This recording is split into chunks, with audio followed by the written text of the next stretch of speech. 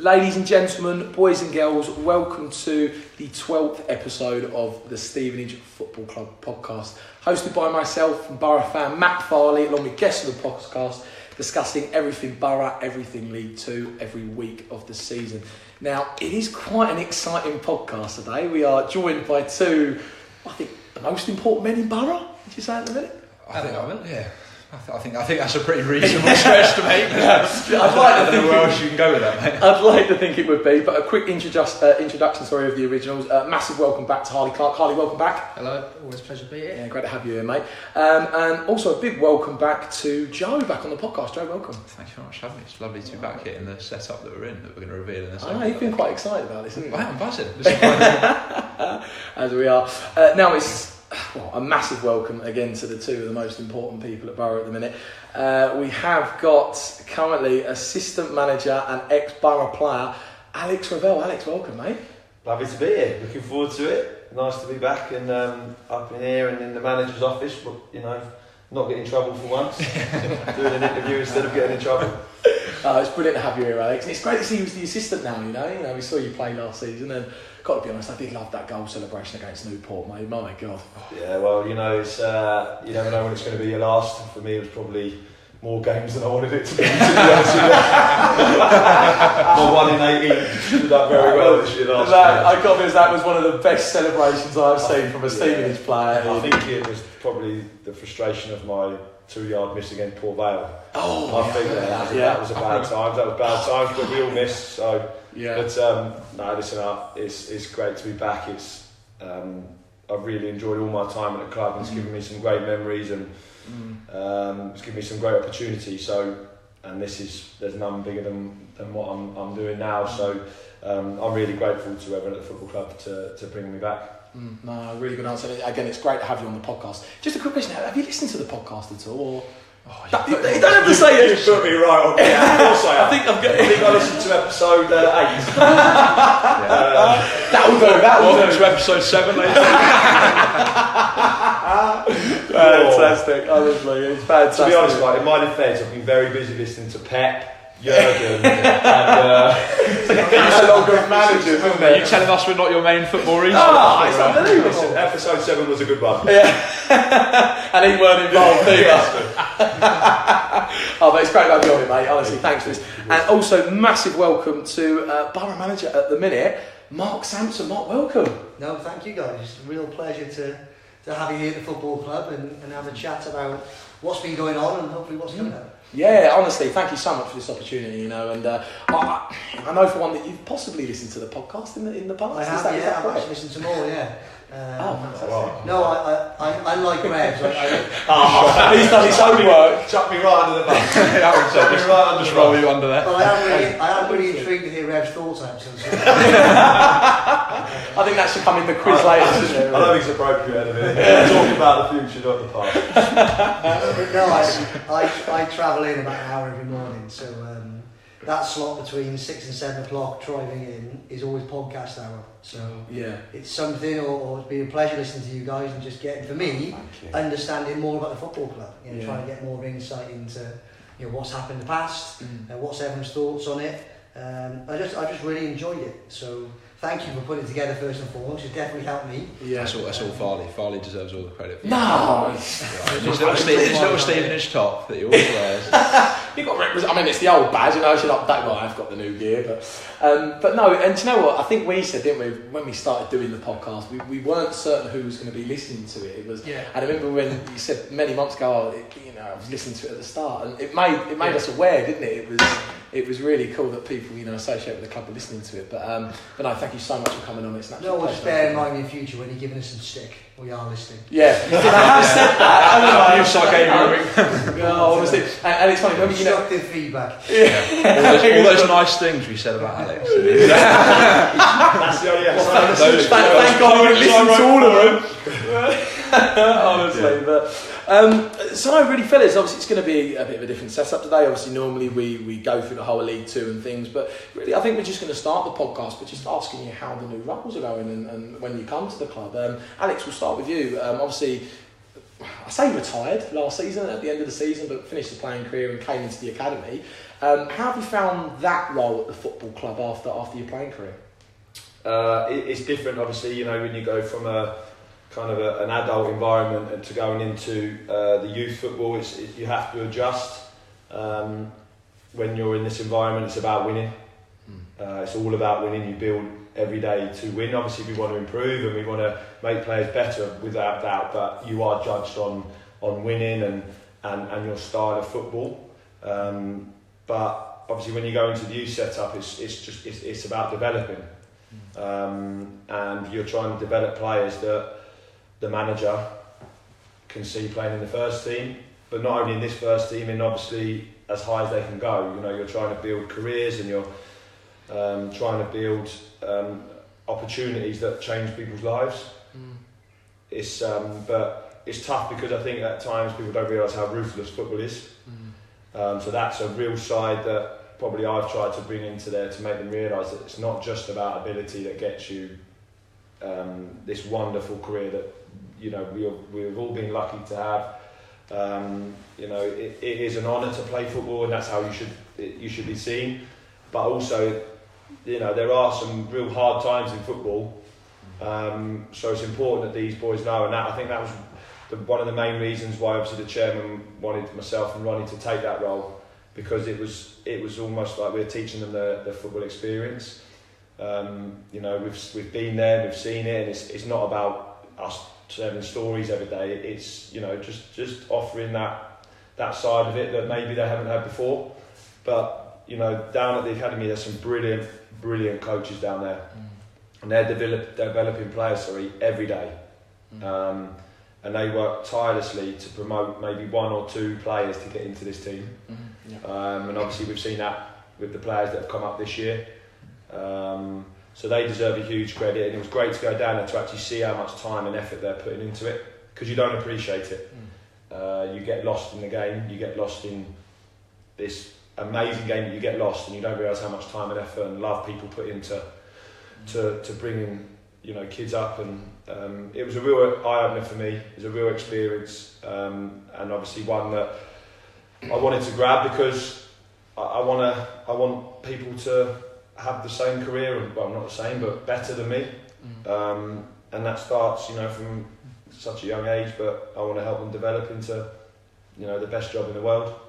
But I think it's just about, you know, you have to realise it's not always about winning. It's and that was tough to start with, but you know, I got there and I'm back to being about winning. Yeah, he's kind of gone from there and he's back in the mould, isn't he? It's like a flip of the coin, isn't it? Yeah. But how are you finding? Obviously, you've had one match along with Mark, and how's that relationship been since the appointment? Has that been really good? Well, until this interview, you thought it was going well. No, I've got to be honest.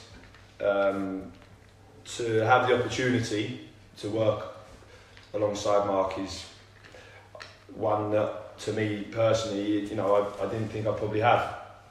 You know, an unbelievable coach, an unbelievable person, first and foremost, that people can respect, because bringing people closer together, that's always been my core value in my life, is family. And it's you know, you can't do this alone, you need people, and if you treat people right, you know, they'll work hard for you. And I think that's the motto that we've kind of gone into in this environment. And when you meet someone with those same core values as yourself, then obviously hopefully there's that instant kind of respect. But listen, for me, it's a massive opportunity to learn and be in this environment, but also to hopefully show Mark that my experience and kind of the way I am with the players, hopefully, you know, maybe that respect that we've had since I played can also go a long way as well. You know, and my job now is I'm obviously here and I support Mark fully, because in my opinion, the place is lifted really well, and the group of players we've got, you know, the kind of energy and the amount of talent we have there is a real good squad. And obviously for me it's great to be a part of. And along with Mark, like I say, it's just an unbelievable learning experience for me. Yeah, no, it's a really good points made. I mean, I think when we saw the article last week that came out and Alex Revell has been put to assistant, we were all very excited, weren't we, as fans, to have you back in the setup, and obviously know the players as well, the players that you've played with. So no, honestly, it's brilliant to have you back, and it's great hearing how you're getting on. How does that dynamic work? I just interrupt you with knowing the players. Obviously, some were here, most were here last year. Does that affect it at all as you as a coach, or? No, I've got to be honest, every single one of them, whenever I came up here with the 18s, I always had great respect because, they're good pros. They're real good pros. And I think, again, when you're a player, it's hard sometimes, you go through hard times, like I said earlier. But if you're a good person and you treat people well and with respect, and, if you're not in a team, you treat them with respect, and hopefully that's what I did, so they realised that, and listen, I think they realised that I just want to help them. I want to help these players achieve great things, and it's there for them. It's there for them at this club. If they do really well at this club, obviously we progress as a club. So it's all in all our best interest to help these players, because not only are they going to help us as a club and grow and what we want to do and improve, but also with that, they're going to improve themselves. And in this crazy game that we all live and love and we die for, we love the game, anything is possible. Anything. You perform for 6-12 weeks, all of a sudden people are talking about you. And that's all it takes to change your life. And when you put it simply like that, it's you're playing football, the game you love, and it can change your life. So I think they know that I'm trying to help them, and there's been a kind of respect there straight away, and there'd be no problem. It's been great working with them, to be honest. They're a great group of lads. There's been no, it's been good. And really go back a step on, sorry to interrupt, is that one of the greatest feelings I have now as a father is when I come back to the door in the evening and my little girl comes running towards me in that embrace. And the reason it's such a good feeling is you just know that there's this connection between you both. And the first time I've known Revs before this job, briefly through other people, but the first time I met him at the football club, I don't know if you remember actually, parked his car right in front of the front door as he always does. When he came in the building, I haven't told you this actually, when he came in the building, you could tell by the way in which he was embraced by the players how much respect there was for this man. And hence why, in that moment, you are thinking, wow, this is a person who clearly has got strong values, strong morals, is hugely respected with his playing group. New players and old. And hence why when the chairman gave me the opportunity to step into this role, I was so keen to get this man alongside me, because, as he said so well there, is that it's all well and good having a similar football philosophy, but to get the best out of each other, we've got to understand on a human level that we believe in the same thing, we stand for the same things. And right from day one, Revs just, that smacks you in the face. And it's still to this day now, when Revs comes in, everyone at the football club embraces him like he's a son, he's a father, he's a brother. So that moving forward was going to be so important to us. If we wanted to create that environment on a wider scale, Revs was always going to be a role model for that. So hence why I was so chuffed when he was keen to come in. Didn't take much convincing, to be fair. But he was I was going to ask, sorry to interrupt you, did you have any doubt? I'm sure you didn't have major doubts, otherwise you wouldn't be here, but what was your initial reaction when it was first mentioned to you that the opportunity might be there? I was in the middle of a triathlon, so I was absolutely breathing out me. To be honest with you, getting the call while he's running. I just got out of the swim. No, I got out of the lake. It's just excitement. I didn't even think of twice. I didn't, because in life you only get certain kind of chances. They only come around maybe once. I mean, sometimes this chance may never have come around again. But not only to never come around again, but to be able to work with in an environment like this, with a manager like this, a coach like this, where every day I'm absorbing everything. Just even a couple of, we're all in the same room, so just that conversation of just coaching.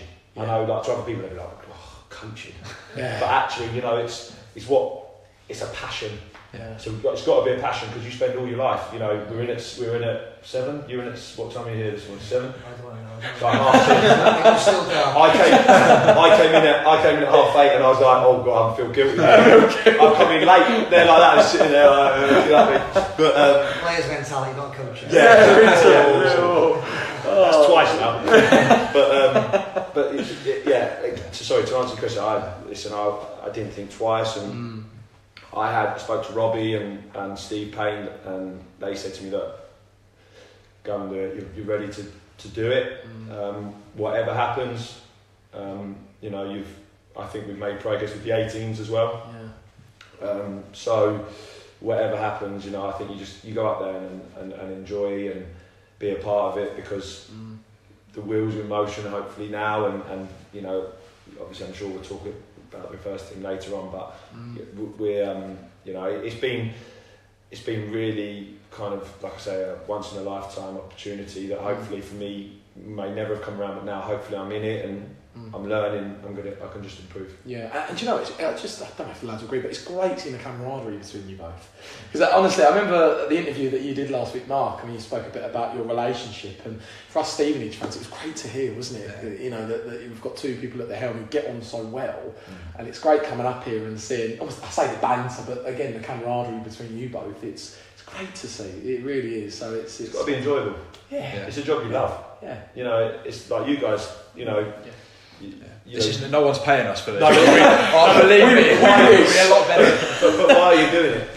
You love it. That's absolutely true. You know, so if you don't love doing what you do, you're never going to be able to fulfil what you really truly want to fulfil. Yeah. So, you know, it's great because like I said, we've got young families. We're very similar. Slightly older than me, which makes me feel better. So I look like 20, but I am 36. But it's been good. Fantastic. Now we'll move on to the gaffer.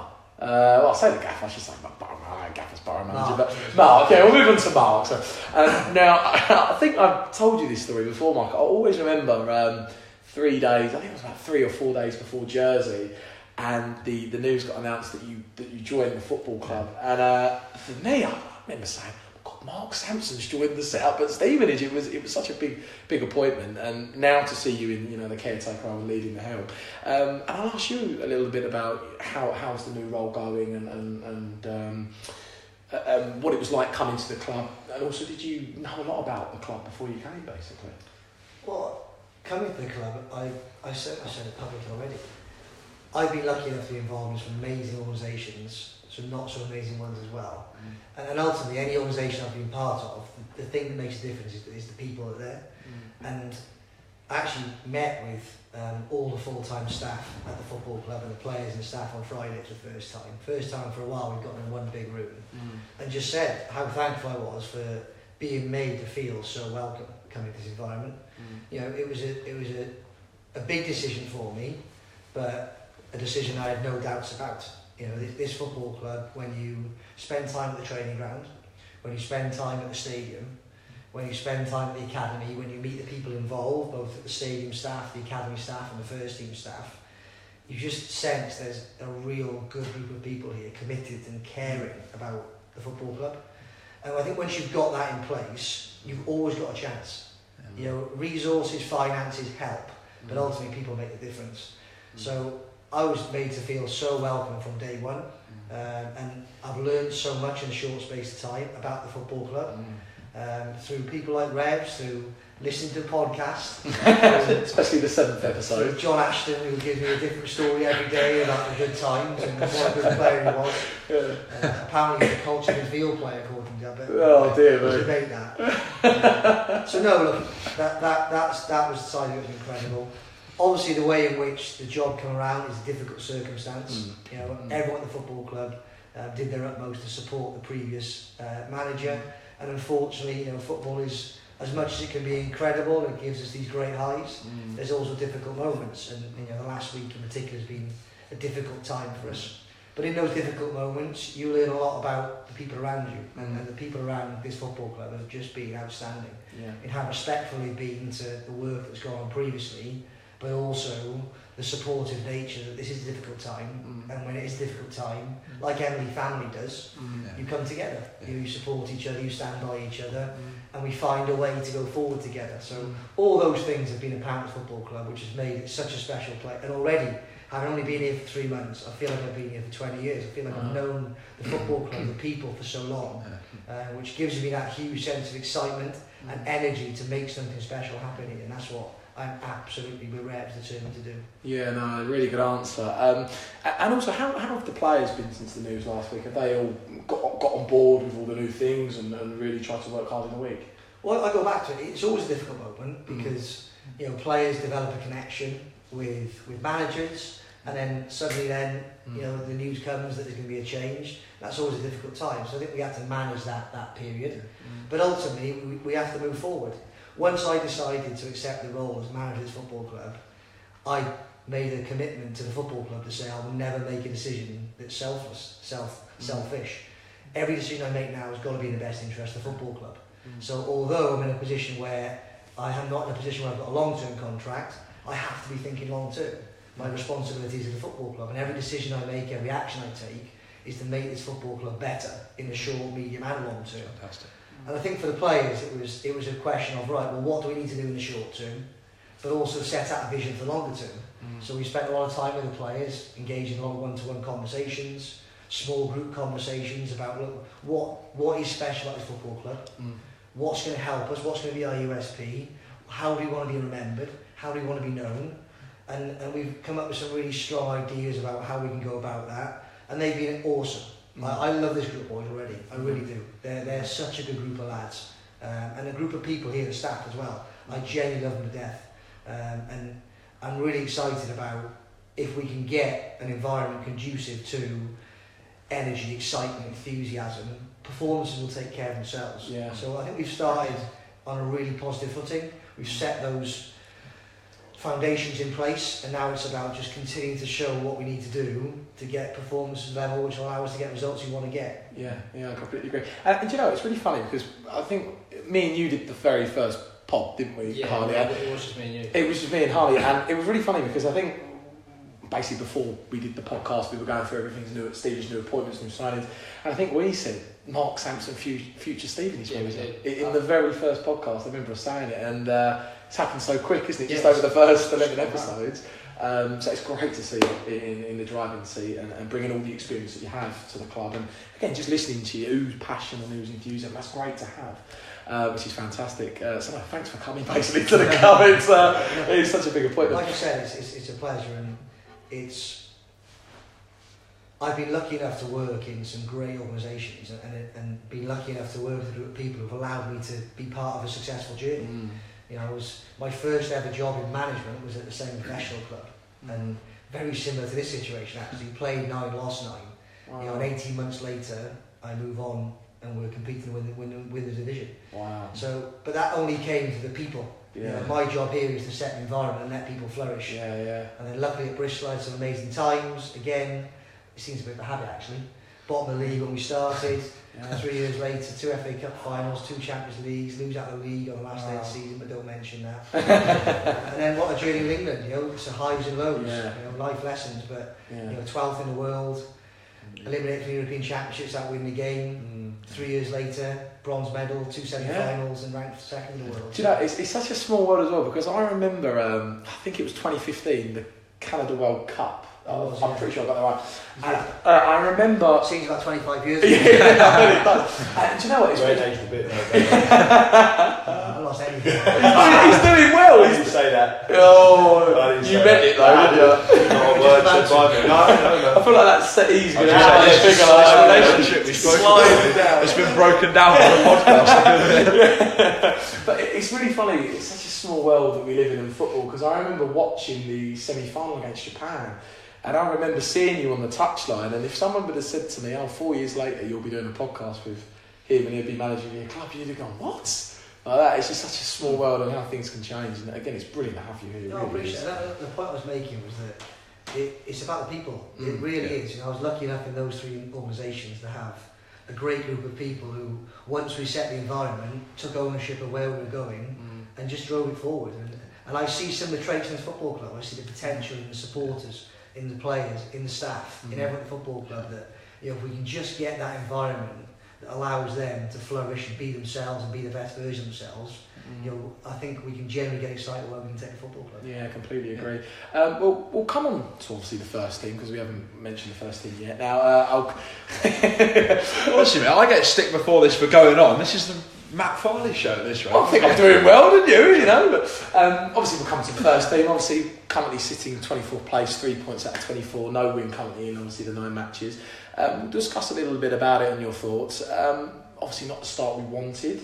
Obviously, I'll go into the match just on Saturday, losing 3-2. I mean, what were your thoughts both on the match Saturday, considering obviously it was a big week for the football club last week, and every game in this division's tough, and thought it was an improved performance, and we were in the game, got a bit unlucky at the end with a deflection. But what were both your thoughts on the game Saturday and our recent form? Well, look, I think in terms of as a football team, we have to make a decision on whether we want to be a reactive team or a proactive team. And ultimately, if we are going to take our own destiny into our own hands, we have to make a decision that, and it's my belief, we have to be proactive.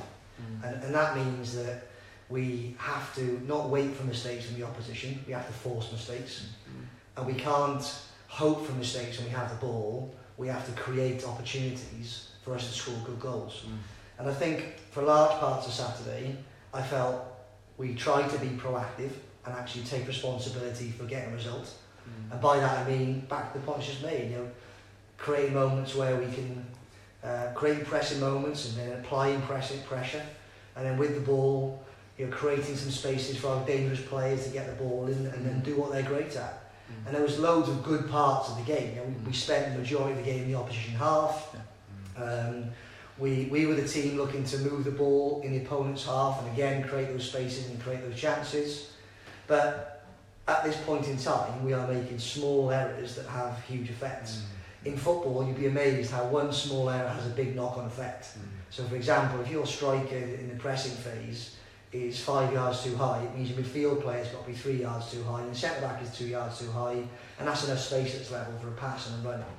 But we've spoken to the players this morning about, look, the things we're not doing right are easily fixable, but you don't know what you don't know. And our young players don't know how to fix these things. We've got to teach them. So Saturday we made some mistakes that were very costly. We didn't manage our play with the ball to make sure we could stop counter-attacks. We need to be better at having a better structure when we've got the ball, not only to provide opportunities for our forwards and make sure if we lose it, we're in good position to stop counter-attacks and get the ball back. And secondly, we've got to make sure as well, as much as we want to keep the pitch small, because you have to keep the pitch small if you want to play proactive football to limit the space the opposition's got. You've got to know when and where to drop that defensive line to make sure we're not getting caught out by direct balls. So all those are lessons, and we've worked hard on that today to try and fix them.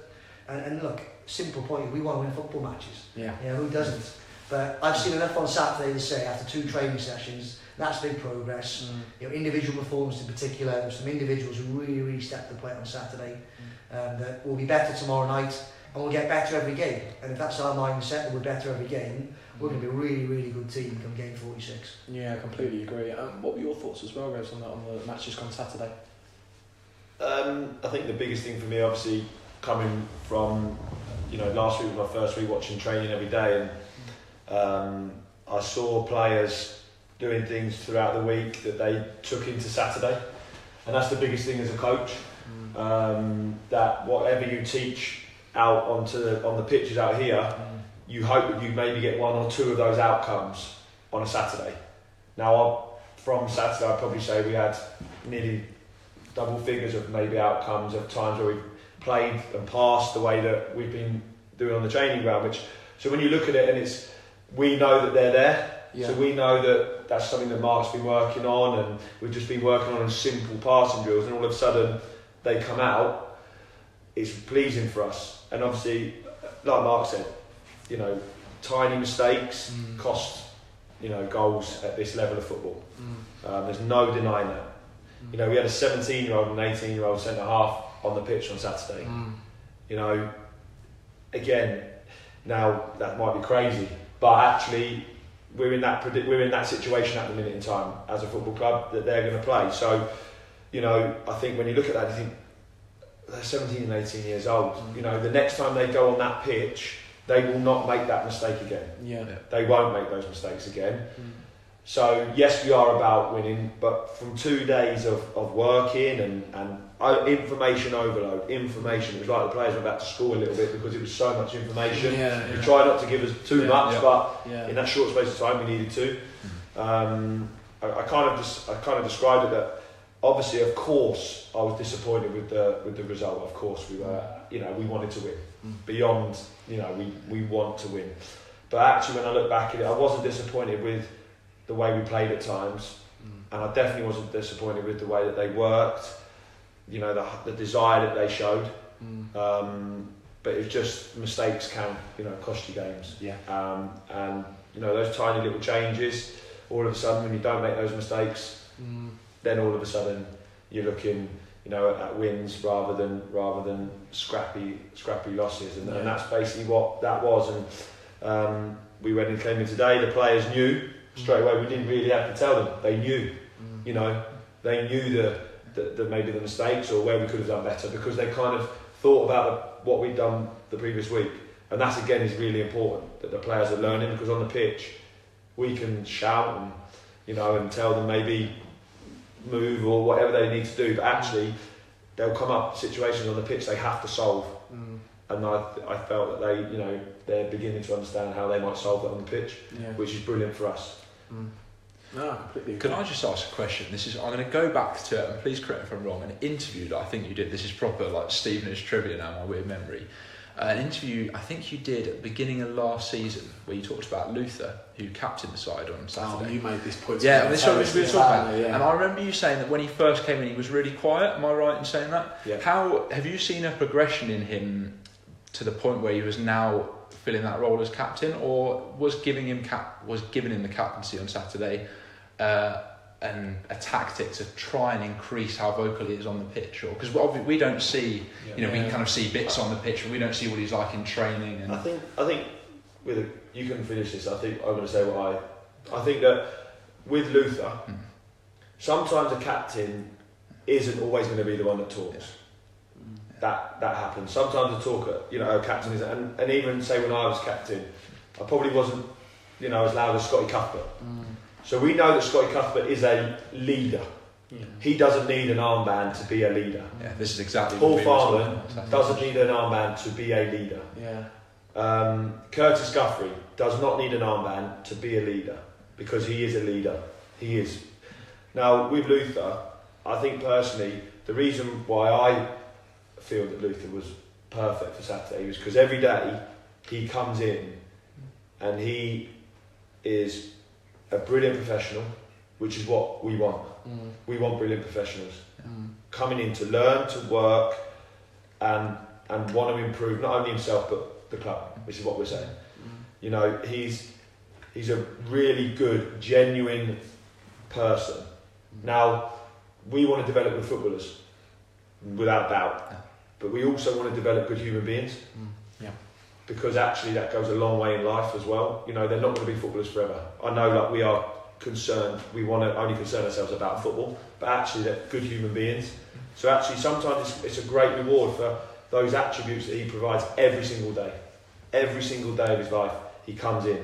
You know, he's got a foam roller permanently stuck to his arm because he's constantly foam rolling himself to make sure he's fit for the next day. And he gets his head down and he grafts and he works, and I think sometimes you have to reward that. And with Scotty being out, you know, the obvious choice would have been Farms, but Farms is a leader. But actually sometimes with Luther, you know what? You've worked, you've trained every day, you've played enough every game since you've been at this football club. Go and lead them and show them what it takes to do that. It's really easy because you made that point, didn't you, to me in the terrace? It's really, really funny how you said that. No, I think that's one great thing about, you know, obviously Scotty Cuthbert's out at the moment, but we do, if you look at the squad list, there are an abundance of leaders. You both see them as men and as people every day. But from the pitch, we can hear Farman from the East Terrace. But just to go on to the next point, Mark, you talked about players, I think you describe them as dangerous, or the players that you want to get the ball to. What do you see, or who do you see as our main threats in the squad? Or what do you see when you look at our squad list as our main strengths? I think we've got many first and foremost. Yeah. You know, if you look at the characteristics of any successful football team, you know, there's probably some fundamentals that you need a few of, otherwise you've got no chance. You know, you need some defensive personalities. You know, people who understand what it means to win a tackle, win a header, stop the ball going a goal. You need some people who can, you know, take responsibility for the ball and start an attack. And you need some pace, you know, in dangerous areas or deep areas. You need some people who can. Getting back in the side, Mark. I was a threat to supporters when shooting. I think all of us in the old North Terrace used to do that when he was warming up at the side. I'm actually here for an insurance claim. I'm so sorry to butt in really quickly, but you did actually hit me with the You can't. We're never ever coming back. I know they're to the side. I feel like we're just digging Revs out. We can go with it. We can go with it. I have to do it. Sorry. You scored a lot more league goals than us put together. Yeah, true point. No, so I mean, look, you know, for example, we need to have at least 5 goal scoring threats in our starting 11, don't we? And I think we have got players in this team who are a goal scoring threat, whether that be through, you know, finishing from crosses, long range shots, slide passes and being through on goal, beating people, threats from set piece. You know, I think we've got to make sure that we are producing a football team that can be adaptable, that makes sure whatever opponent we play against, we can ask them a different question. Yeah. And whatever question they ask us, we've got the answer to that. Do I believe we've got the personnel to do that? Absolutely we have. Fundamentally, we've got to get our players doing the things they're good at. Yeah. You know, we've got to work out, right, when you're at your best, what are you doing? How can we structure a team to get you doing those things? But there's also got to be a give and get. You know, so we can give you this as a footballer, but we've got to get back some, whatever it might be, to help out a football team. One thing I can promise our supporters is that you'll never get an effort error from a Stevenage player. You know, we won't struggle for effort, I can assure you that, or intent. You know, we'll try and do the right things. And I think if you get those two right, you know, you'll be in a good spot if you're patient, especially with the talented players we've got. I completely agree. And another point I was just going to make as well, again, I think we spoke about this on Saturday. It's a really funny one because obviously bottom of the table at the minute, but if you actually look at our players on paper, in my opinion, or I know we've got quite a lot of injuries, but all of those players, I actually think we've got probably one of the best teams in the league. I know that sounds quite weird considering the starting position we've had, and I know the injuries have played a massive part to that, but there's some really good pros in that team. I know Digby's out injured, but what a player he is. I mean, Forest Green last season was brilliant, obviously Farman, Cuthbert. There's so many good players. Dean Parrott back at the club, I mean, he was great last time. So it's really funny. We were talking about this Saturday, weren't we? It's exciting just as a supporter that we have that group of players that we can come, and especially the players that we know are coming back. You know, you talked about earlier, supporters coming to see something, coming to see a big win against Sheffield Wednesday. People come to see these players, and especially when they perform, we know what these players are capable of. And now having the two of you in is really exciting because we feel like there's an opportunity for those players to not just play at the level that, you know, we know Ben Kennedy can be a fantastic player, but and again, we were talking, we said we might see him in a different role or something we haven't actually seen him do before, which I thought was fantastic. That was really... Yeah, and look, I think ultimately, as a football club or an organisation, if you want to trust in young players, you've got to take the rough with the smooth. Yeah. You're not going to put a young player in, click your fingers, and everything will be perfect. But we have to believe in these young people. Yeah. You know, in football, you'll always be amazed by if you give someone an opportunity, how often you'll be rewarded. Yeah. Look at Abraham now, for example. He'll finally got an opportunity, and he's showing exactly what he can do. But there's some rough and smooth. You know, you'll go through a spell where he doesn't score goals for a while. And what we're doing at the moment in this spell is we're having to learn and develop the resilience and character that will serve us well in the future. So whatever happens at the end of this spell, we know we'll be more resilient. We'll have more character in the team. And as the season goes on, they will be big attributes for us. So as tough as this spell is, we are developing those skills. We're being forced to. Absolutely. And in the future, when things are in a much more positive direction, we're still going to need those skills. But if we didn't have the opportunity to learn them and develop them, they wouldn't be there when we need them. And you know, for the record, is that there are, I think I said to the players this morning, I think there was 4 teams who finished in the top 7 that got less than 5 points in an 8-game spell last year. I think there was a spell last year for this football club where we picked up 6 points from 11 games. That's correct, yeah. So, you know, this is a long season. You know, what we've got to do is be patient, but also we've got to make sure that we're consistent with what we're doing. What we can't do is panic. If we believe we're on the right path, let's just get better at what we do and build these blocks and know that with every week we're getting better. And by the time we get to a point where the players really understand what we're doing, then I'm absolutely certain we'll get on a run as bad as this run is, as good as the run was towards the end of last season. Things can change quickly, as you know, in this football competition. Yeah, I completely agree. The point I was just going to make as well is, I mean, obviously we don't want to be bottom without a win, obviously, but I think it's a good thing in a sense where, I think you've just said it there, that the players will work a lot harder. We're in a bit of a rut at the minute, and I think that will really give them a desire and a hunger to win. I think once they start winning, I don't think they'll stop, if you know what I mean. I think they'll continue those traits going forward. Oh dear. But no, look, I mean, one thing for sure is that these players care so much about this club. I thought Curtis Guthrie, for example, spoke as passionate how I've ever heard a professional football player speak after the game. I was going to comment on that actually and say how fantastic it was, but carry on. No, I thought it was brilliant. He's a really good human being, like he's a good guy, and they care. They really care. They don't want to be bottom league. No. But we know we've got to. All we can do is what's in our control, which is work really hard, have a huge learning mindset, and this insatiable appetite to get better. And believe in ourselves. Believe if we do those things, we will get to where we want to get to. And I'm absolutely confident we will. The work on the training grounds at a high level, the quality of the play, the quality of the coaching. We've already invested in off the field in terms of S&C support and medical support. We're going to tide that area up, take this football club into the future, and just make sure that we're giving players every chance to perform on Saturday and get better. Yeah, it's great to hear. Now, obviously, we're sitting here currently, we've got a match tomorrow night and we've got a match coming up this Saturday. We'll quickly have a discussion about those matches.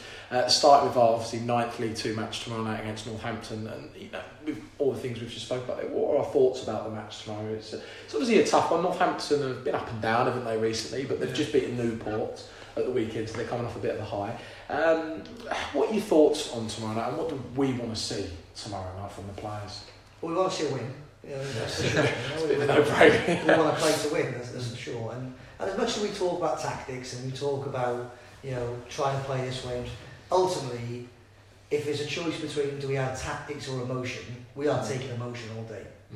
We want to be the most emotionally intense team in this football competition. And when we play at our ground under lights, we've already got a head start.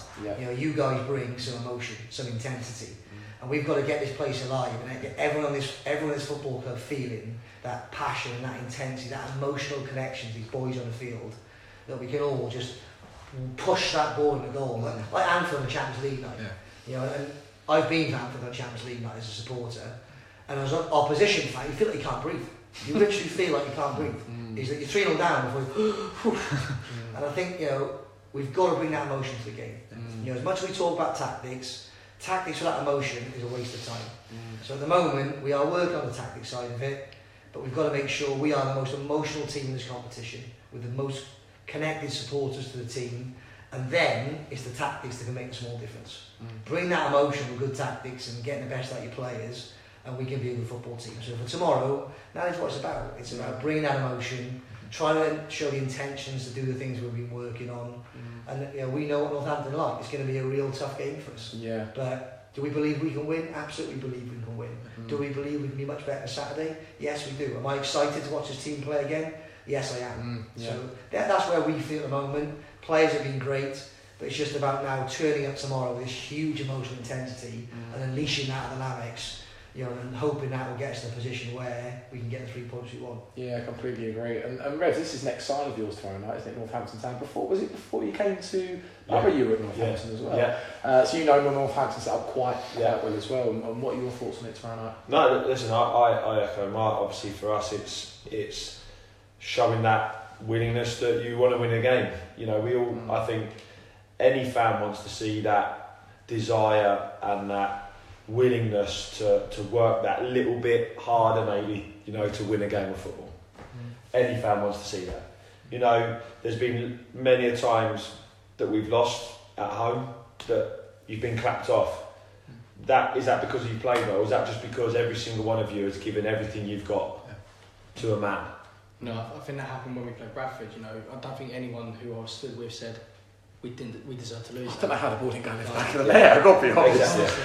There was some question about some sort of like weird force field. Someone had installed. Oh, it was just the Danny Newton header. I was just like, and then when Kenneth hit the bar, it was just So we need to see that tomorrow. We need to see it, and also just another improvement, another step, less mistakes. Those tiny. I'm not talking massive mistakes, just tiny mistakes. If you don't make those tiny mistakes, we've gone through it today, and you see people learn, and you see, well, I'm not going to do that because I know full well that I did that Saturday. So that all of a sudden denies an opportunity. So that for us is what we need to see. And I always base how I felt as a player is that to get out of this, run, or you have to turn up with a mindset that you are just going to work and work and work and stick to what Mark's been coaching and what hopefully I've been coaching. Stick to the way that our beliefs, the way that we are as a team, and if you stick to that and you outwork them and you outthink them and you stick to your tactics, hopefully for us, at the end of the game we come out on top and we get our win, which in all honesty, if we turn up and, like I say, we put that desire and we play like we did on Saturday, cut those mistakes out, for us, I'm excited to see what the players produce tomorrow. Yeah, I completely agree, and I think you boys will agree. The games against Northampton are normally quite exciting matches, normally, aren't they? Yeah. I mean, obviously, we lost against that home 2-1 last season. The season before, a couple of seasons before, it was 3-2, wasn't it? We were winning 2-0, so they're normally quite good games against Northampton. Also, the match against Forest Green on Saturday away, another tough match. Forest Green doing quite well in the season, so followed by Cambridge at home after. It's quite a tough end to the month for September. Question to both of you, really. Obviously, I know that we've only played 8 matches, but this season, what are the goals this season? Where do you see the team being come March? I know it's a bit difficult to answer because obviously we've got a lot of injuries, but on a level, where do you honestly see the club and the team being? Well, I mean, ultimately, it's about winning the next football match, first and foremost. And we always have to have 90% of our attention on winning the next football match. And then our complete focus at the moment is what do we need to do, what we've got to bring to Lamex tomorrow to get 3 points on the board. But there's also got to be that longer term picture. I know it's a podcast, but do you mind if I draw on the board here? No, go for it. So, if you think of where we are now, I bet it's a third marker, isn't it, right? Yeah. This is where we are at the moment, alright? And let's imagine this is the dream, okay? Now, that path is like this, alright? Now, at some point, Bournemouth were here, alright? Yeah.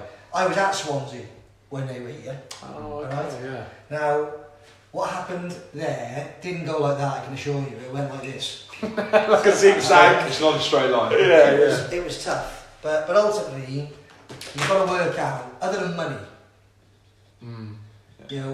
what else have we got to close that gap? And that's what me, Revs and the football club are working so hard on now, to make sure that, we're never going to be in a position where we can outspend people.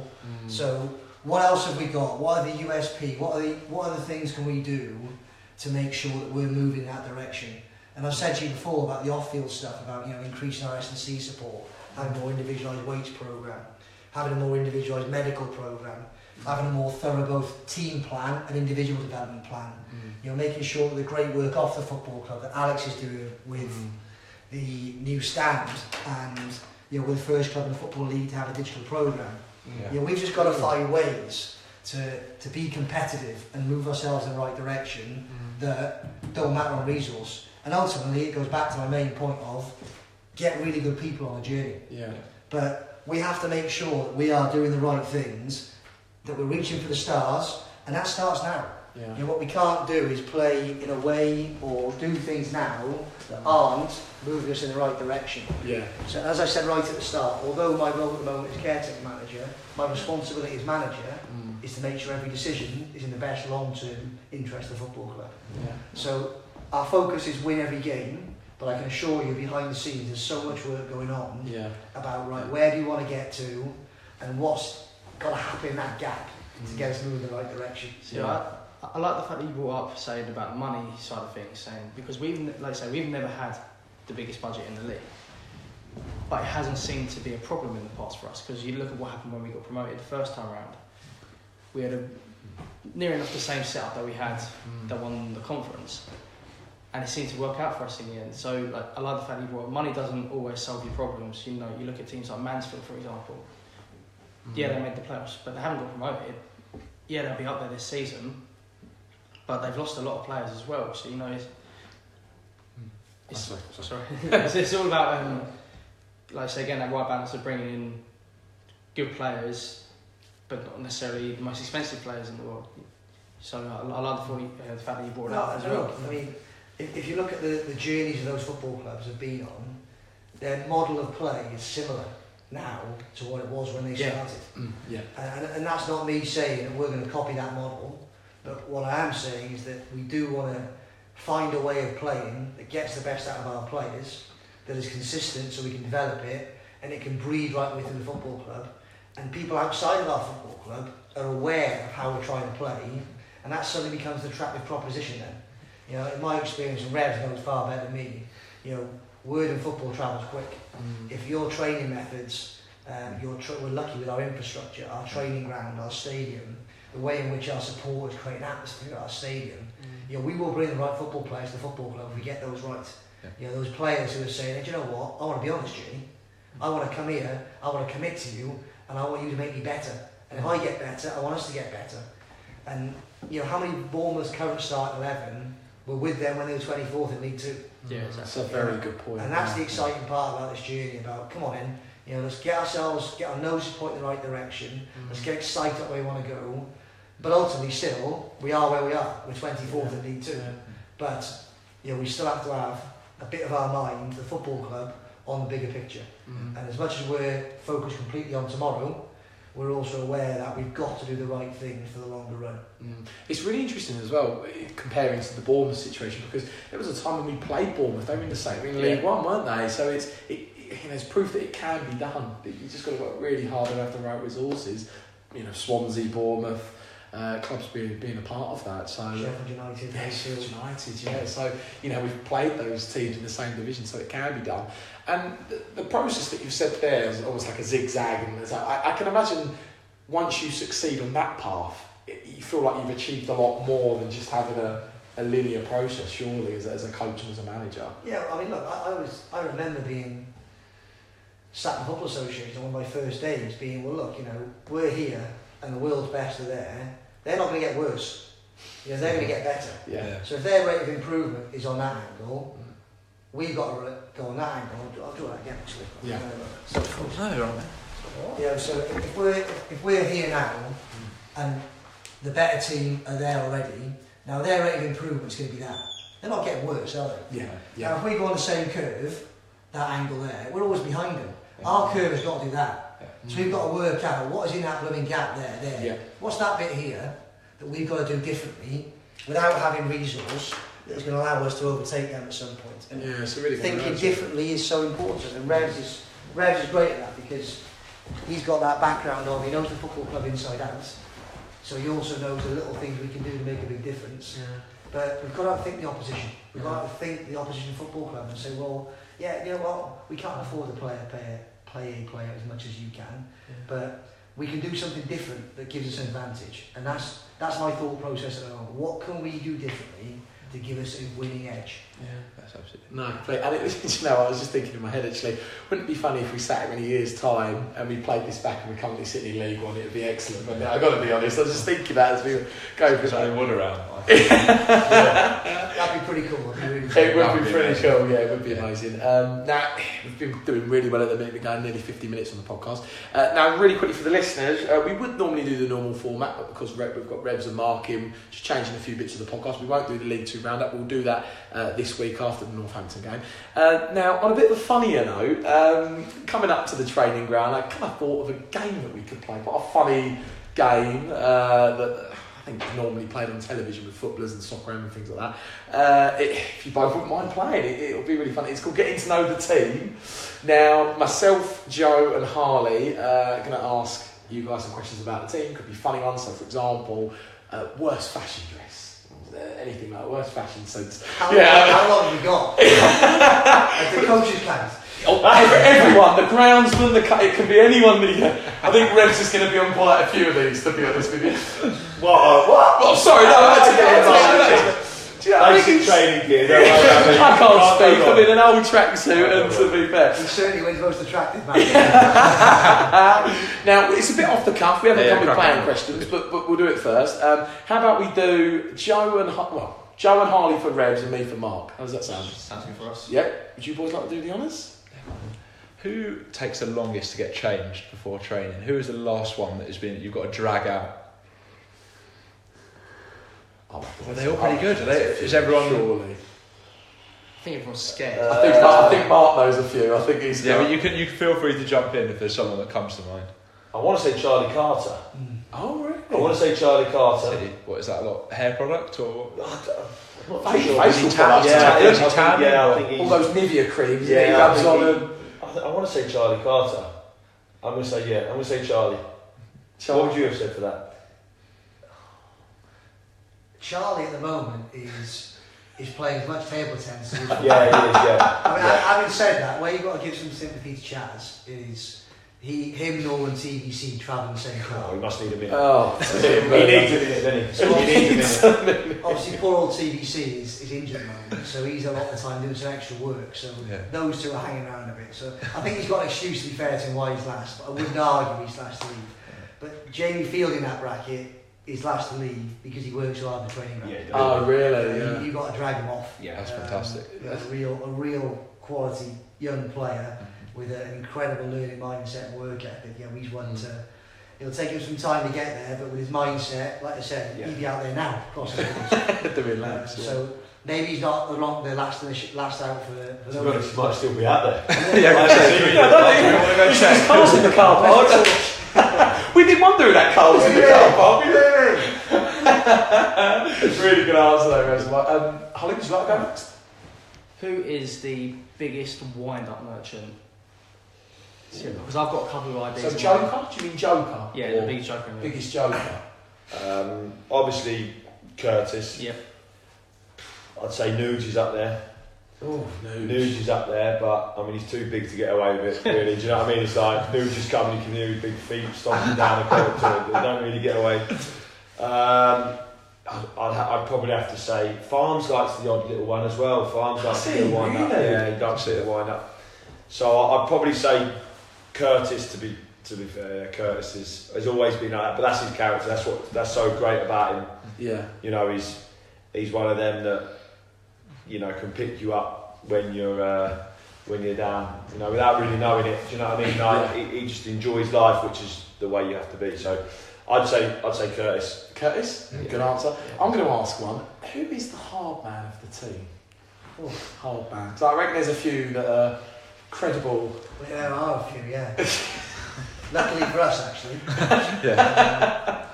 Well, I think the boys Nugent was back on the training field today. Oh, fantastic. Which was great news. You can hear a bit of cheering just there. There was out there as well. And you know, the boys were giving him stick about Jake the Snake, you know, about being a wrestler. He's got that look about him now, hasn't he? With his long hair. What is all that about? I was going to ask me my next question. You can generally imagine, can't you? Like when he retires, just rocking up like Grant Holt. In WWE, you know. Has someone told him to cut that barley yet, or what's going on with that? I don't know what's going on with that, but you know, I'm sure we'll ask him to get rid of it. But you can tell him that. Sorry, go on. No, I was going to say, I think Alex Ferguson had a tight rule on haircuts. So we got like 7 official Stevenage haircuts. They all make the cut.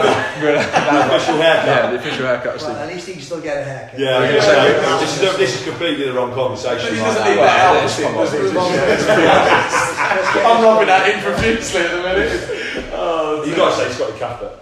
Surely. Yeah. Hard man. Yeah, I think Adam's obviously come to the club now, so Adam would give him a run for his money. Yeah. But yeah, we got a few, but yeah, I wouldn't want to get in a ring or anywhere near Adam or Scotty. Yeah, I could be honest, it's a bit of a funny story. It was, what match was it? It was the Football League trophy match a couple of weeks ago, and me and Andy, we went into Nando's, and a lot of the players were sitting there, and Scott Cuthbert come over, he said, "Hello mate, you right?" And he went to tap me.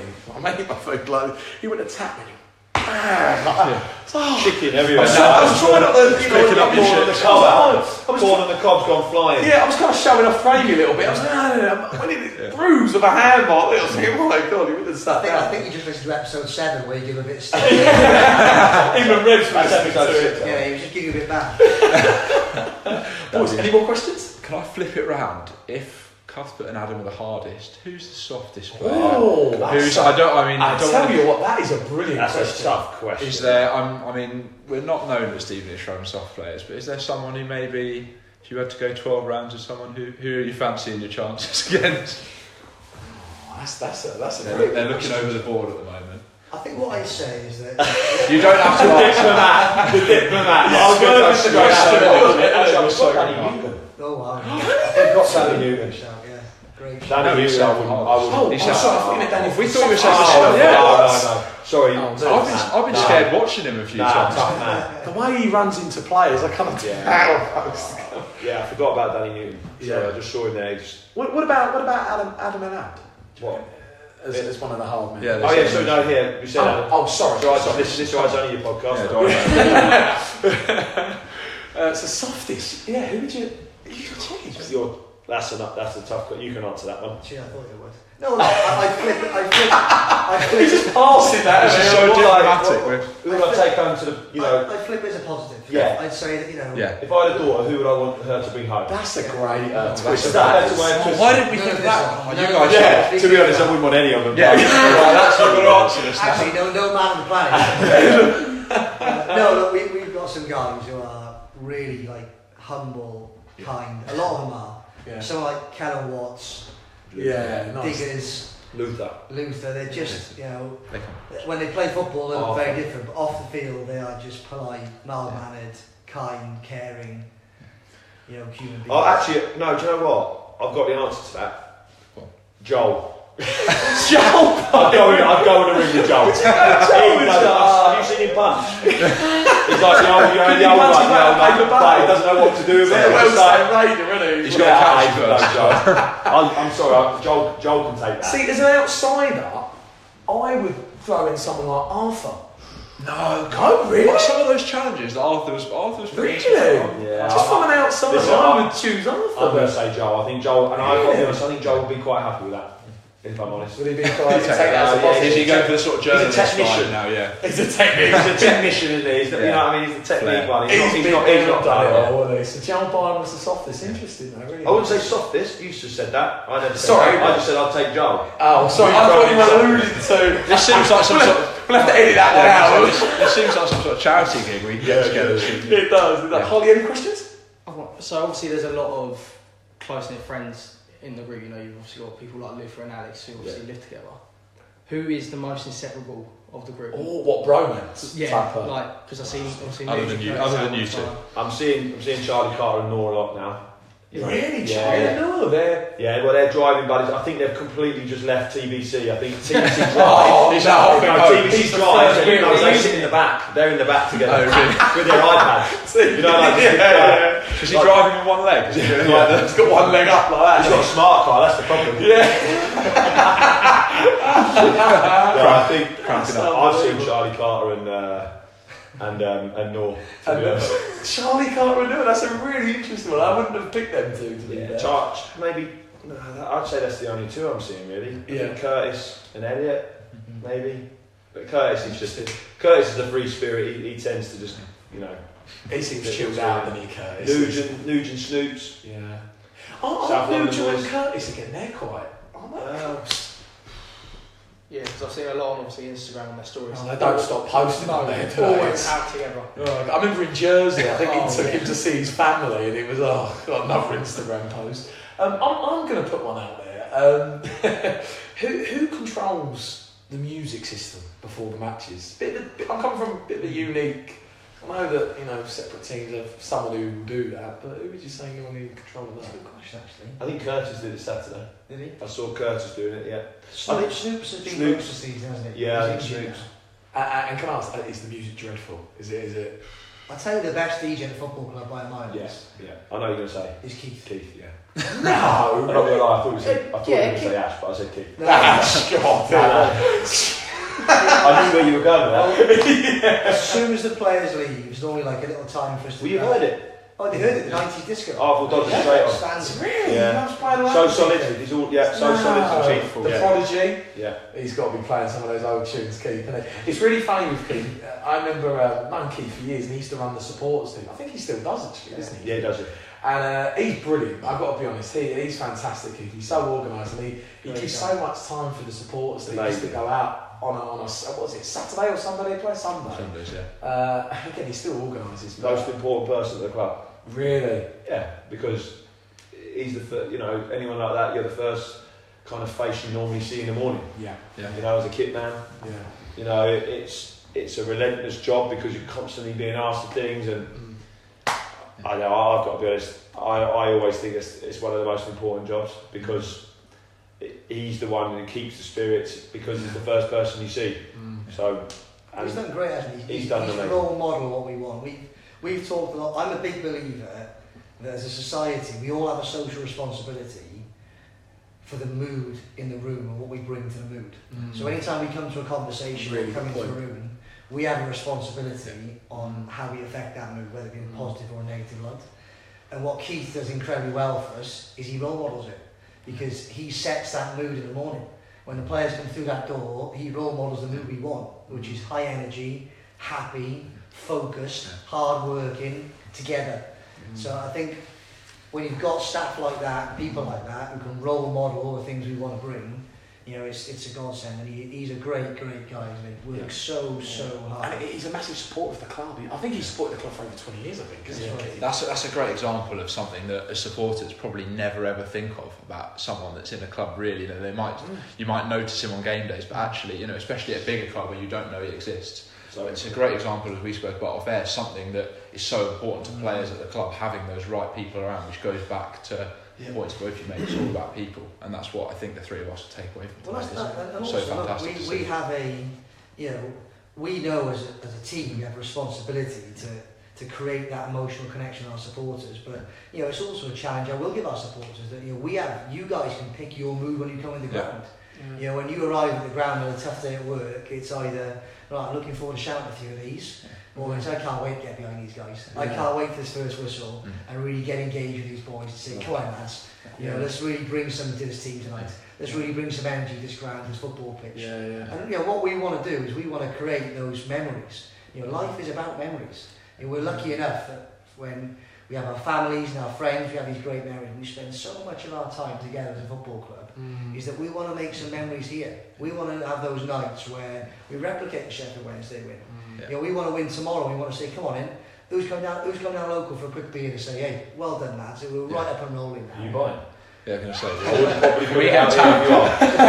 Probably not a good time to say that If you just ask for Mark Sampson's tab in the morning, it all comes back. Yeah, once that'll come out, people will be all on that, won't they? Honestly. Can I just? I really believe in that. Is that, you know, life is about making memories, and I hope as a group of people we could really commit to, you know, bringing some special times to the football club, making some great memories that in 20, 30, 40 years time, when we're long gone, you know, people will look back and say, remember that night, what a special night that was, like the Wednesday night. And although there's some tough times at the moment, we've always got to believe that those nights are around the corner. Yeah, I love to hear you say that, because again, we've had some good nights and good days over the last 2 years, but we haven't had loads of them, have we? And it would be great to have that catalogue back of I think we had memories. some. I think we had some last year, and I was just going to ask Alex, you as a player, and you've experienced it as a coaching staff. How much of a difference does it make? And perhaps you could express that to people who are listening.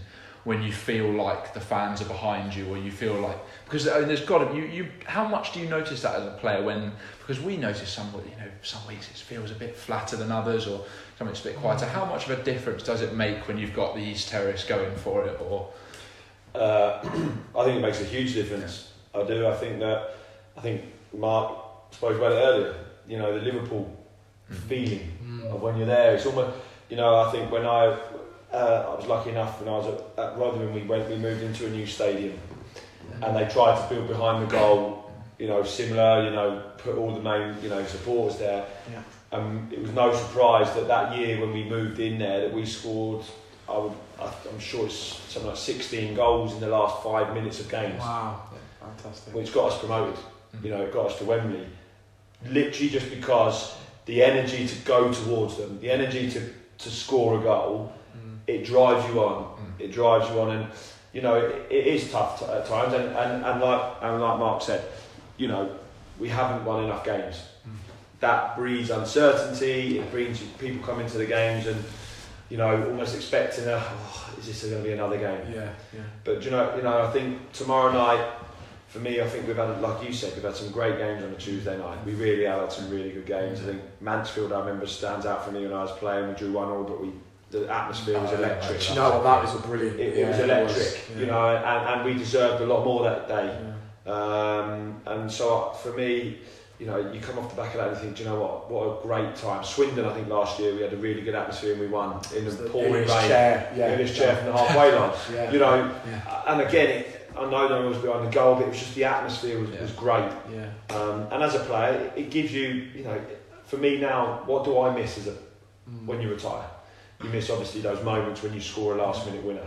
You do miss those. You miss being around the lads, but you miss that atmosphere. You know that. You know that when you walk out and you hear that music and you walk out and there's fans.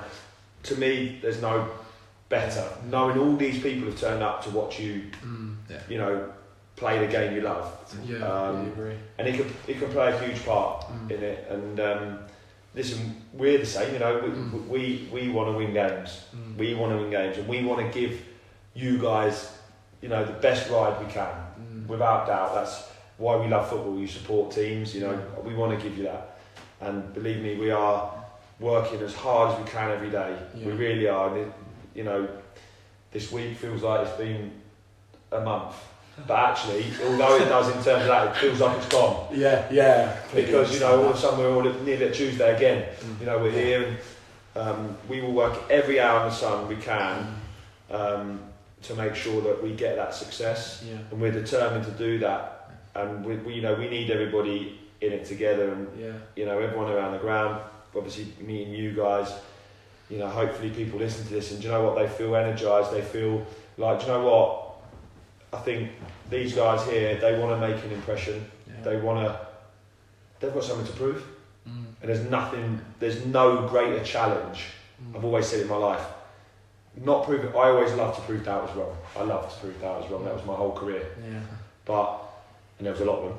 But thanks, mate. That's all I needed. That's all I'm saying, he proved them wrong that time at Wembley. He scored from like 6 yards. You brought up Wembley earlier, and I was actually going to mention. I don't like talking about it. But you know, now it's about us not maybe proving the doubters. There obviously will be. We're you know, we have to, but we have to show people that it means the world to us, which it does. This is why I'm really looking. Sorry, go on. Just that was so brilliant, mate. And my family and I are big rugby fans, and obviously we're Welsh, right? And there was a night a while ago, maybe 3 years ago. I hate to remind you all that Wales actually beat England 38-0. I don't remember that. No, I remember that. And I was lucky enough to be there that evening. Oh wow! And the electricity, the emotion, and the energy before kicking off. I knew there would be no other result. And I've also been lucky enough to beat Dortmund. And I was a big Jurgen Klopp fan, and I went to Dortmund and stood behind the goal on the yellow wall. In the season they won the Bundesliga.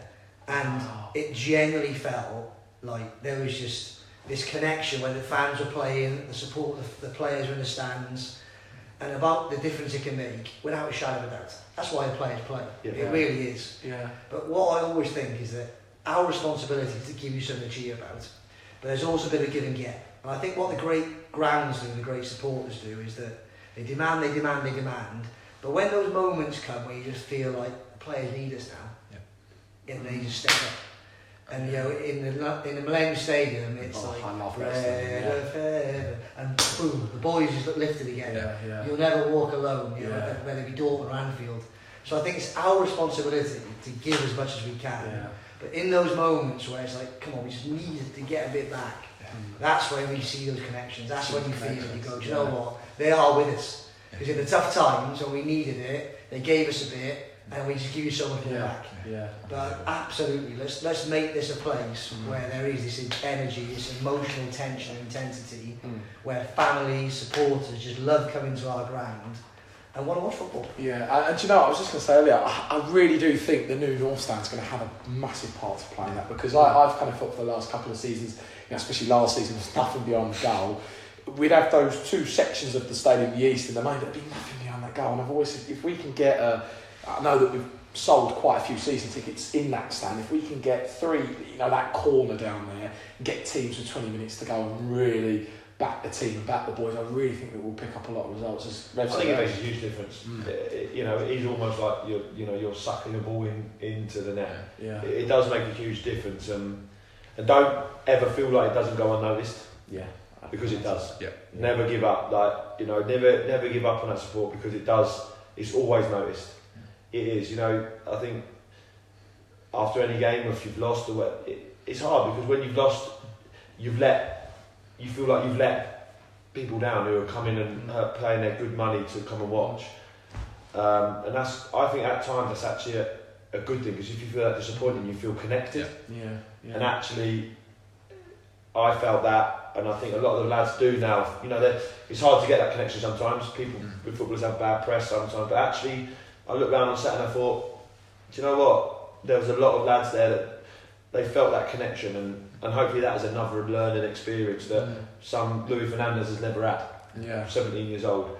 It's a big thing that will go on for the rest of his career. Yeah. Going back to Louis, I don't think I've ever seen a 17-year-old come into the club like that and have that much of an impact. Leighton Orient, he was fantastic. The second game he played for us, I think, was Leighton Orient. I've never heard anyone play 2 games for the club. Granted, the words aren't the best for a 17-year-old, but I don't think anyone's come in after 2 games and had a song made after them. He's done fantastic. He's been brilliant. Isn't that what football's about? I remember stood on that pitch at Orient going, this is what football's about. Yeah. This young lad who's always dreamed playing the football club stood there here, Louis Fernandez. Stop there. People are lights, it's in my head all night. You can get the drinks, the vodka when he drinks it. You're just thinking, Louis, this is what it's about. This is why we do it. Do you know, I always remember seeing his face. It was about 10 minutes to go and it was 0-0 and we all think it was backs against the wall. I know he nicked it in the last minute, funny enough, but I remember looking at his face and the ball went off for a throw and he was smiling. It was 10 minutes to go and he was looking at the fans like that and it was about 300-400 of us in the away, 300-400 students. And I remember seeing his face, it was almost like he could start crying. That's what it's about. That's what football should be about. Yeah. Football should be about the love and enjoying it. Yeah. When it becomes not that, you never be at your best. You have to love it, and that's what we're promoting. I'll always remember his dad as well, because his dad come over and said hello, he'd listen to the podcast and things like that, and he was in tears. His dad was in tears, and you looked at him, oh my god, he's 17 and he's playing here. It was a brilliant story, wasn't it?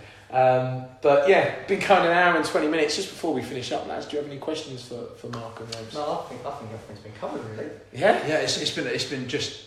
I just want to say, just quickly on the record, it's been an absolute pleasure to meet you both. I hope so much fun. I hope people take away, even just from this last bit, that you're giving so much for, it's just people. It's 8:10 and the two of you have been here. Yeah. We've been going for an hour and 20. So we're literally finished now, but Jamie Fielding's still out there. We're He'll go all night. But we as fans have got something to give as well, and maybe results haven't quite as been, obviously as you've alluded to, as good as people want. But I hope people recognise, maybe take from this that we have something to give as fans when we're turning up to games. Atmosphere. If you're thinking about, do I go, do I not go, or I've got something on, please just turn up. I know it would mean the world to both of you. Yeah. And thank you so much. And that's the thing as well. It's so, and I think I said this to you the other day, Mark. It's amazing to see your passion for the club. Honestly, your first interview last week. It was going everywhere. All the Stevenage fans were just wow, like it's oozing passion. Look at the enthusiasm, and thank you so much for that, because we do have a great club, and in my opinion, I feel that the club can go places as we've seen with other clubs, and it's great to have you two at the helm. Thank you so much for the whole work you've done. That is so kind of you, and as we've said, is that whatever we want to ask everyone else to do, we've got a role model. And passion and emotion is going to be huge for us moving forward. Yeah.